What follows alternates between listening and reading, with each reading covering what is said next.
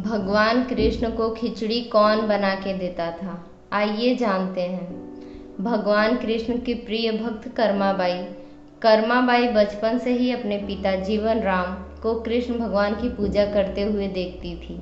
वह कभी भी कृष्ण भगवान को भोग लगाए बिना भोजन ग्रहण नहीं करते थे। जब कर्माबाई 14 साल की थी तब एक दिन जीवन राम को तीर्थ पुष्कर स्नान के लिए जाने की इच्छा हुई। साथ में उनकी पत्नी ने भी पुष्कर स्नान की इच्छा प्रकट की।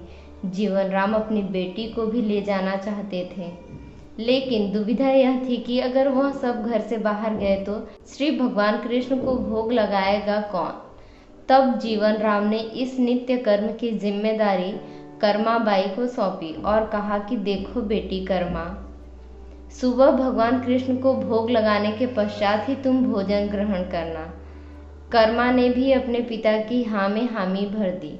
अगले दिन सुबह कर्माबाई ने उठकर सबसे पहले गुड़ और घी डाल के बाजरे का खिचड़ी बनाई और कृष्ण की मूर्ति के सामने रख दिया और बोली, भगवान मैंने आपका भोग रख दिया है, आपको जब भूख लगे तब खा लेना, तब तक मैं घर के काम पूरे कर लेती हूँ।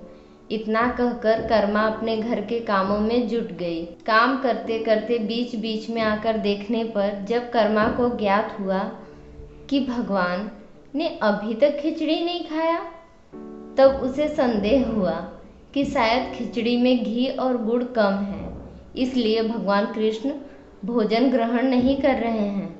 तभी कर्माबाई ने खिचड़ी में थोड़ा गुड़ और घी मिलाया और मूर्ति के सामने बैठ गई। वह बोली, भगवान मेरे पिताजी जब खिलाते हैं तब तो आप खा लेते हो, तो अब क्यों नहीं खा रहे हैं? और अभी तो पिताजी बाहर गए हैं, उन्हें आने में बहुत दिन लगेंगे, तब तक आपको भोग लगाने की जिम्मेदारी मुझे दी गई है, इसलिए जब तक आप भोजन नहीं खाएंगे मैं भी कुछ नहीं खाऊंगी। इस तरह जिद पर अड़ी नन्ही कर्मा की प्यारी बातों से कृष्ण भगवान का सिंहासन डल गया और फिर मूर्ति में से आवाज आई, बेटी कर्मा, तुमने पर्दा तो किया ही नहीं, तो मैं भोजन कैसे ग्रहण करूं? तब कर्माबाई ने मूर्ति के आगे अपनी चुनरी को पर्दा किया और कुछ ही समय में कृष्ण मूर्ति के सामने रखी खिचड़ी की थाली खाली हो गई। अब कर्मा रोज सुबह सबसे पहले कृष्णा को बाजरे का खिचड़ी खिलाती और बाद में खुद भोजन ग्रहण करती।